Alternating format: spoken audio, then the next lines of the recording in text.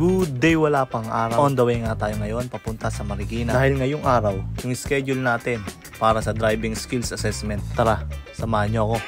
Let's go! So bago nga ako pumunta dito sa Marikina, inasikaso ko muna yung mga requirements na kakailanganin sa pag-apply ko dito sa MoveIt. First step is nag-download ako ng MoveIt driver app sa Play Store. Dito nga tayo magre-register at magpi-fill up ng mga informations tungkol sa atin at sa motor. Then may mga papanoorin ka nga ditong videos na kailangan mong tapusin bago ka makaproceed sa next step. Pagtapos nga nun, makaka-receive ka ng message mula kay MoveIt para magpasa ng mga requirements at mag-driving skills. Ang mga kailangan na requirements is professional driver's license, ORCR, vaccine card, at NBI. Nakarating na nga ako dito sa Grab Marikina Hub. 5:30 pa lang ng umaga. Sobrang dami na ng mga rider na nakapila. Alas 7 pa lang na umaga, isa-isa na kaming pinapasok. So dito nga sa area na to, ginaganap yung driving skills assessment. Bago nga sumalang sa skills assessment, chinek muna isa-isa yung mga motor namin. So chinek dito yung headlight, tail light, signal light, at busina. Kaya kung pupunta kayo dito,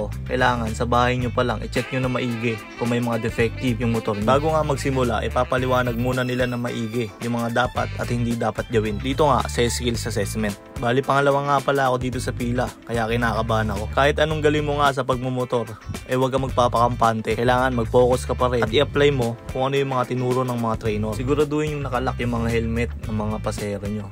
Dahil isa yan sa tinitignan ng mga trainer. Sa una, mangangapa ka nga talaga. Pero pag nagamay mo na, goods na. Tamang balanse lang at wag kang gagamit ng preno sa harap. Marami nagsasabi, hindi mo daw magagamit yung mga ganitong training sa kalsada. Pero kung isa ka na gustong makapasok na maging MC Taxi Rider, isa to sa pinakamahalagang requirements para makapasok ka sa ganitong platform. Sa loob nga ng 3 oras ay natapos ko lahat ng proseso na dapat gawin sa pag-apply dito sa MoveIt. Ang kagandahan dito, hindi tulad ng MC Taxi Company na kailangan mo maglabas ng pera at bilhin yung mga gears na kakailanganin mo. Dito sa MoveIt, libre na yung helmet, vest, at long sleeve. At 500 pesos top up na magagamit mo once na magsimula ka ng bumiyahe. So dahil activated na nga yung account natin, pwede na tayong bumiyahe. Let's go!